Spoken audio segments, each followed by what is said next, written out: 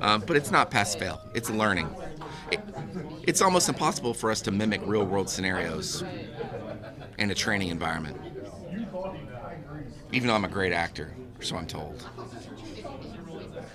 So my scenario was officers had to respond to a shooting. One of my buddies was shot in the leg and had like arterial bleeding, so they have to glove up and apply a tourniquet. And then I have another buddy that's shot dead in a car, and he has makeup on, and he's got a gunshot wound to the temple, and he's holding a gun in his hand. And I am like the frantic friend that's like interfering with the investigation. So I'm like, well, oh my God, my people were shot, blah, blah, blah. And I'm trying to like just create chaos. And so I was interfering with this crime scene. That's what I was trying to do, so that they could do scene security, preserve the evidence for homicide or other responding officers. So it's pretty cool. It's, I was pretty animated. I'm sore today, though, to be honest with you.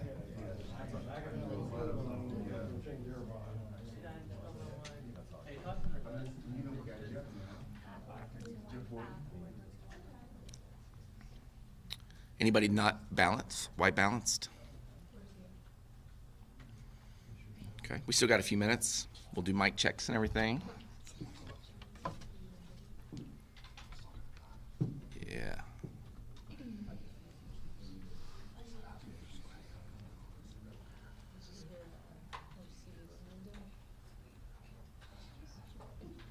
Yeah. Everybody good on sound? Picking up okay? Good. We plan on starting on time. Still got a couple of minutes.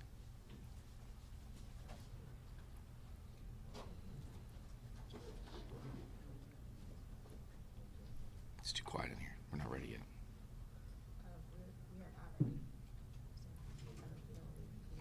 Okay.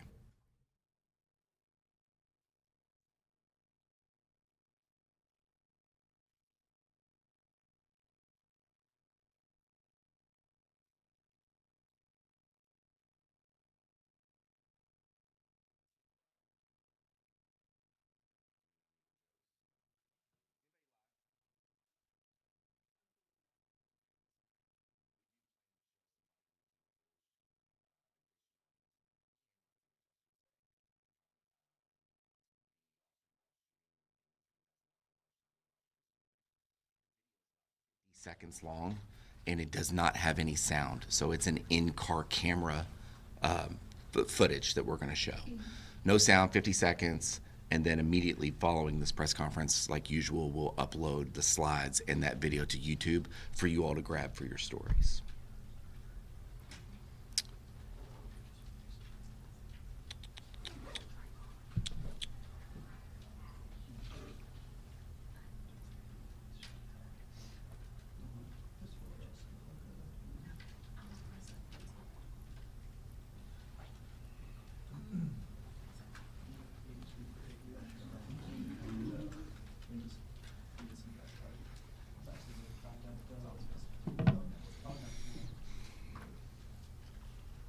I'm talking about the other thing. You sure? Nice.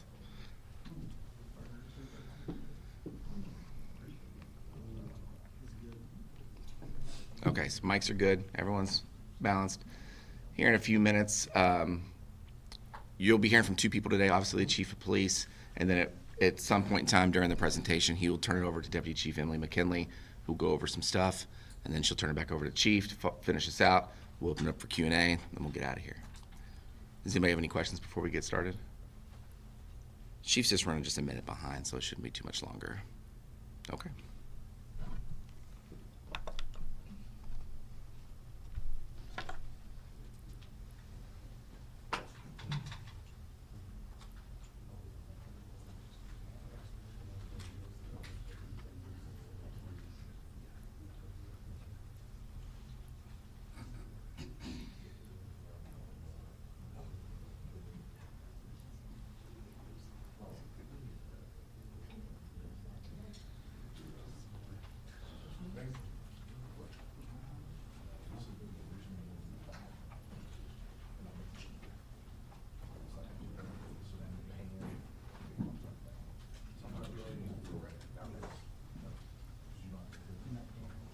started, everybody.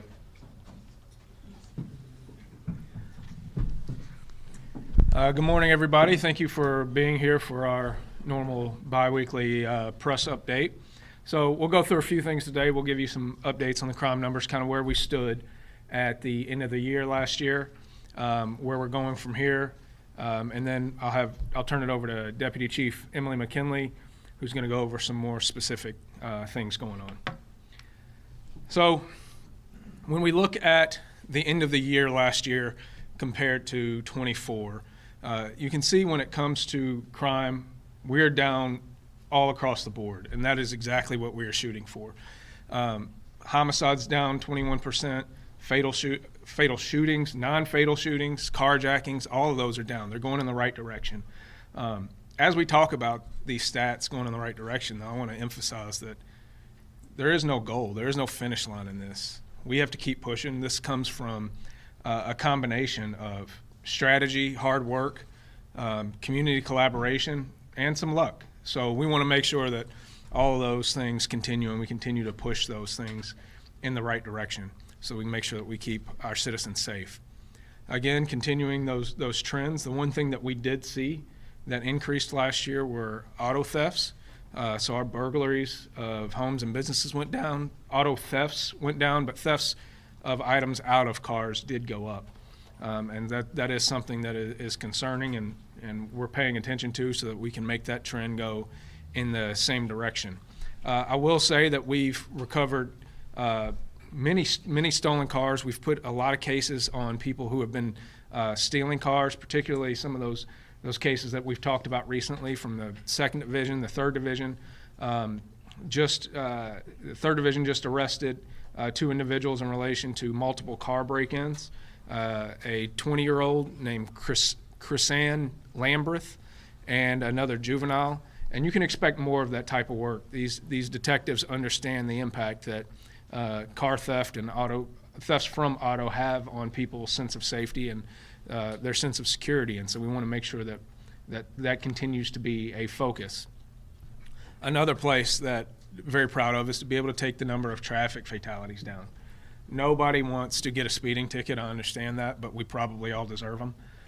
But there is a direct correlation between speed and traffic safety, and we do need to bring the speed down in this community, and I think the traffic officers are out there doing a good job all around the city, and we've seen a result of traffic fatalities going down, and those are lives saved, just like lives saved from homicides that have been prevented and less victims.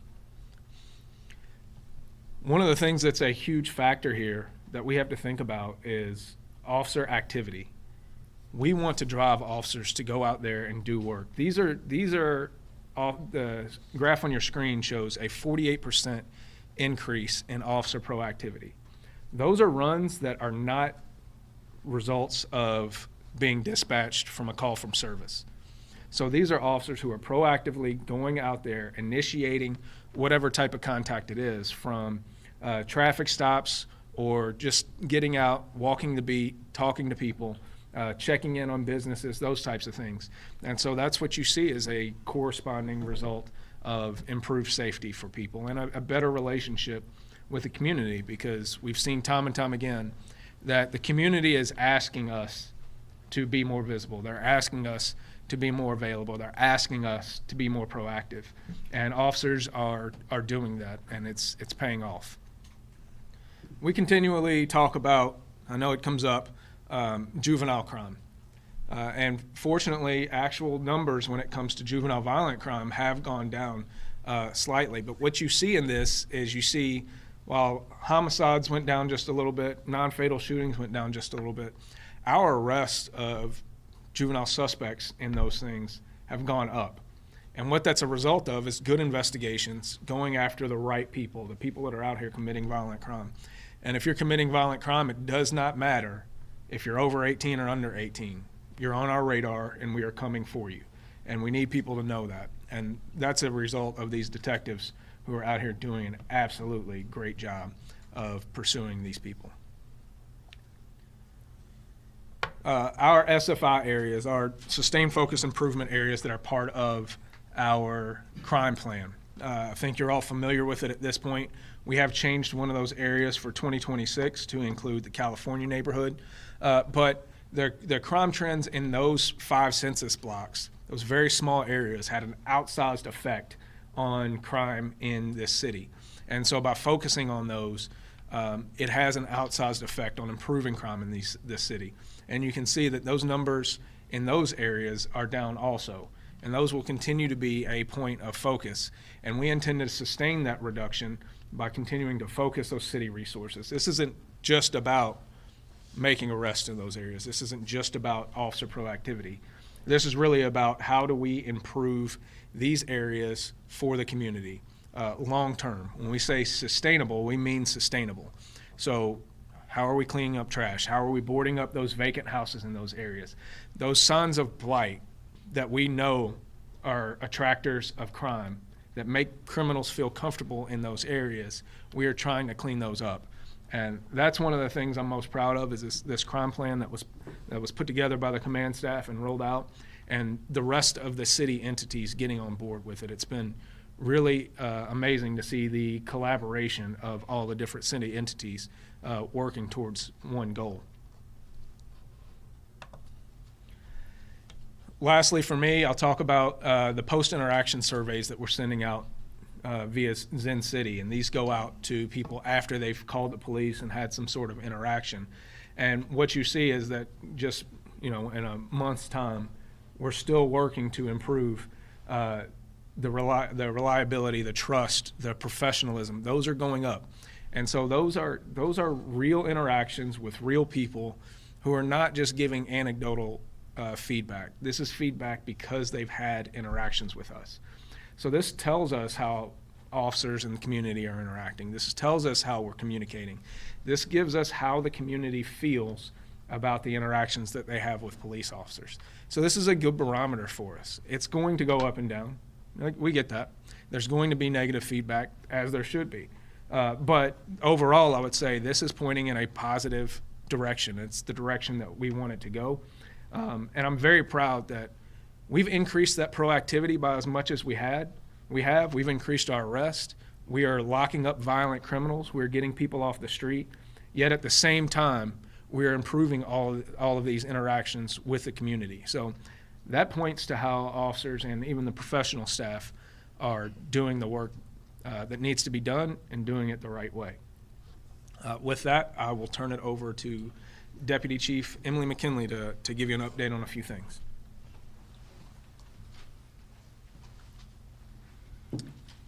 All right. Good morning. Thank you, Chief. Again, my name is Emily McKinley. I'm Deputy Chief for LMPD. Let's see. Last week, or earlier this week, we talked about the body-worn camera footage from the officer-involved shooting over on Bardstown Road. We want to provide some additional footage for you all that we did not play when we released the body-worn camera footage. But this footage is from a dash cam video of another officer that was on scene. This is just provides a different angle. So I'm going to play the video, but you will see, if you recall from the other previous videos that we've shown, there's two vehicles that are going to approach this traffic stop that our officers are on. You'll see that vehicle approach that stop, and you'll see the driver of that vehicle exit his car and fire in a direction to the left of the camera here. So this video is about 50 seconds long. There is no sound. This is from an in-car camera video, so I will play that at this point.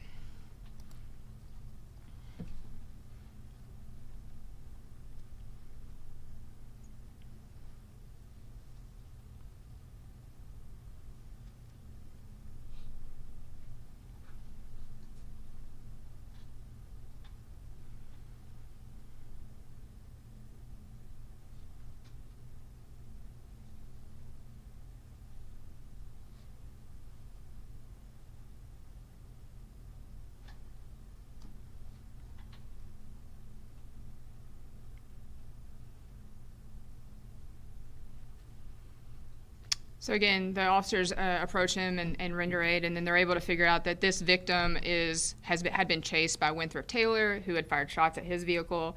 He approached the traffic stop, and he was shooting at Winthrop Taylor's vehicle as Winthrop Taylor drove from that scene. So that is what is occurring in this video. Just wanted to provide some additional footage for you all from that investigation. Again, that investigation is still ongoing. The criminal investigation is ongoing, and as well as the administrative investigation.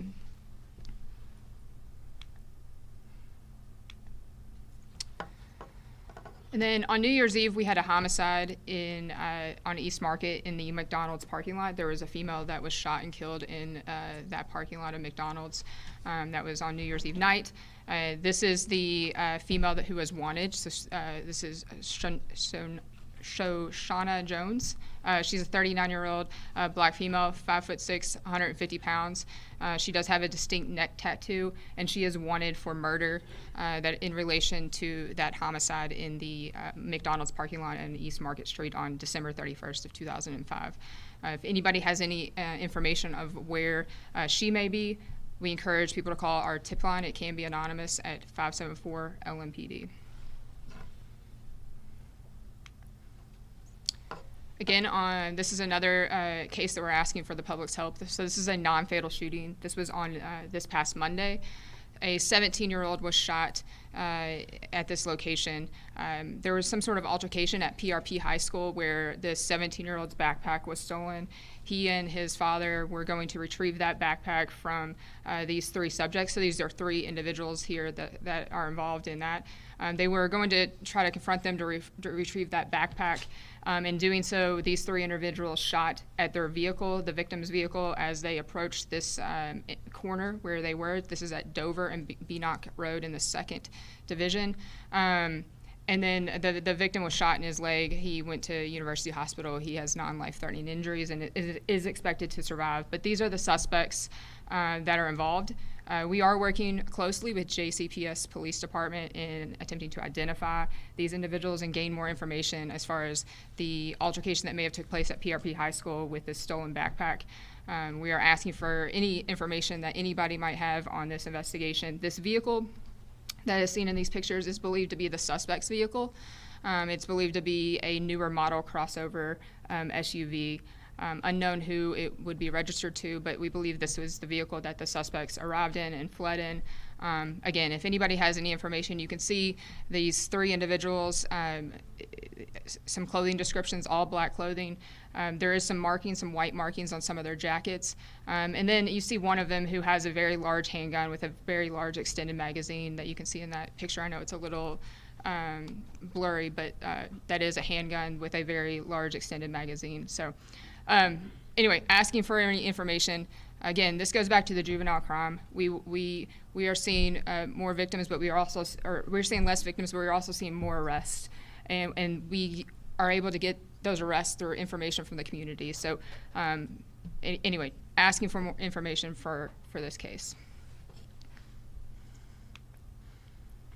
With that, I will turn it back over to Chief Humphrey for questions and to close us out.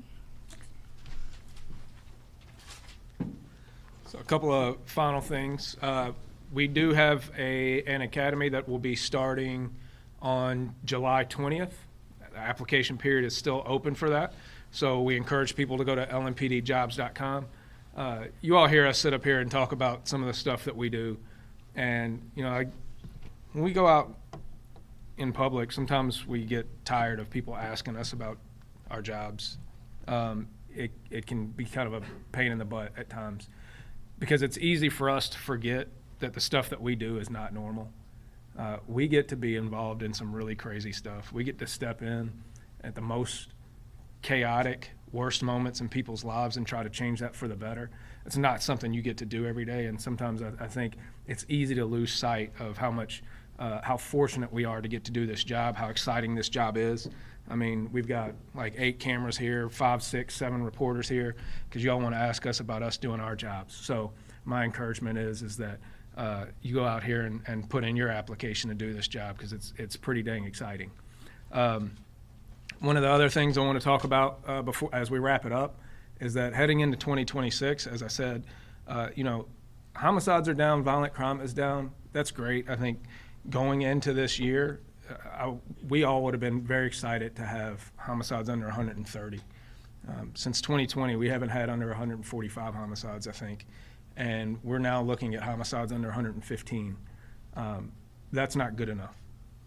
We still have to keep pushing it, because while that difference, that delta, are lives saved, it's still too many lives lost, and still too many victims and victims' families out there. And so want to keep encouraging officers to go out there and do that work that they're doing.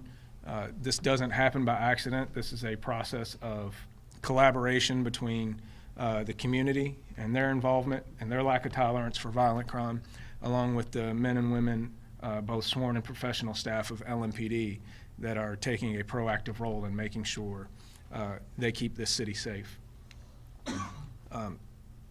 As we talk about some of these things, obviously we talk about a lot of serious things. I don't know how many people got to see the sunrise this morning, but every now and again, I think if I can give any advice to you, just take a little moment to appreciate life. Take a little bit of a moment to appreciate the little things.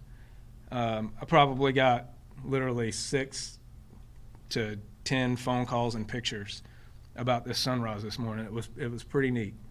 So when you get an opportunity to just take a deep breath, take a look up at the sky and realize that things aren't all as terrible as sometimes it might feel, especially for you all sitting here in the news industry. You can get caught up, just like we can, on just only paying attention to the bad things. So take a step back every now and again, take a deep breath, and appreciate the fact that we are alive, and there are simple things in life that can make us happy. With that, I will turn it over to you all for questions. Two quick questions here. Have you guys determined yet who fired the shot that injured the victim in the Bardstown Road case yet? So about determining who's fired the shot who injured the victim on the Bardstown Road case, no, that's going to be part of the process, and when we learn that information and put that out, we will. And on the McDonald's case, can you say anything about what the relationship and or motive may have been for that shooting? I don't have that information. Yeah, sorry, we don't have any more information on that. Sorry. Speaking of working for LMPD, where are your staffing levels, specifically the sworn officers? We can get you the exact number on what staffing is right now. We're still around 1060, I believe. So up a little bit from a couple of years ago, but everybody needs to understand that improving staffing is we're not going to snap our fingers all of a sudden, right? Between the hiring process and going through the academy, that's a long process. And so to recover 250, 300 positions that we were short, it's going to be a multi-year process. But we intend to make sure that we chip away at it and improve every year. In the crime overview, you mentioned that you want to see those numbers in homicides and violent crimes decrease. Is there anything that you're doing differently from last year to this year to do that, to see the numbers fall more?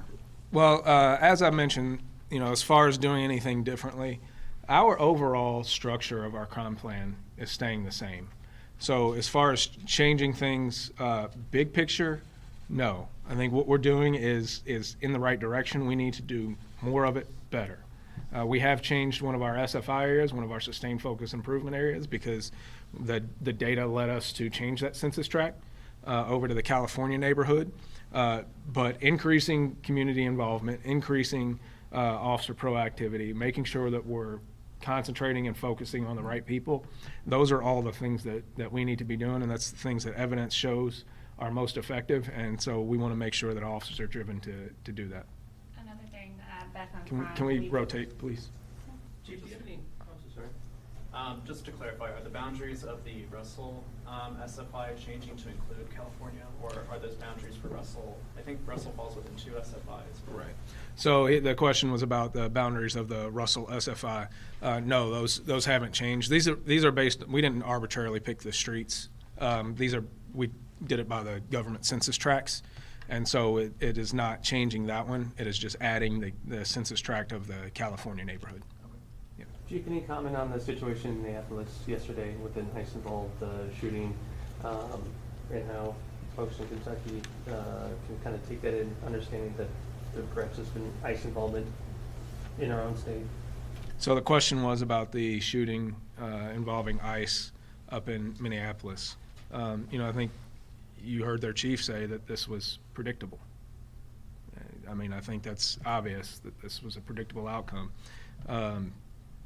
When it comes to the tactics, that remains to be determined. But there is a reason why we have policies that say don't put yourself in a bad position. That's why we have policies surrounding shooting at people inside of vehicles. It seems like it was something that, based on tactics, could have been easily preventable. And it's an absolute tragedy what's going on up there. And I really feel for that community, and I feel for that police department. They've been through a lot. I know they're canceling all their off days. They're dealing with protests, and I hope that protest remains lawful and peaceful, and it's people expressing their First Amendment rights the way that they should. And so keep them in our prayers. But yeah, we're fortunate to have a community that doesn't have that going on here. So, yeah. In relation to crime at businesses, the shooting that happened at McDonald's, there was also a shooting that happened at Lenny's Lounge in the Klondike neighborhood that was involving juveniles. Is there anything that this department is doing to address these crimes that we are seeing, these violent crimes that we're seeing happen at businesses? Yeah, so as far as the violent crimes at businesses, this is one place, and I'll separate McDonald's versus some of the other places, because usually places like McDonald's or whatever, those are by chance. But there are businesses like Lenny's that we've seen. We've seen issues at 26th and Broadway, and we see issues pop up at different places. And this is one of the things that I'm very proud of our collaboration, particularly with ABC, Alcohol Beverage Control, on trying to get these places regulated and, when need be, shut down. Business owners have a responsibility to make sure that their patrons are safe. And so the accountability extends beyond the individual. It extends to the business as well. And so if those businesses are not doing the things that they need to do to keep their patrons safe, they need to be shut down, and they need to be kicked out of business.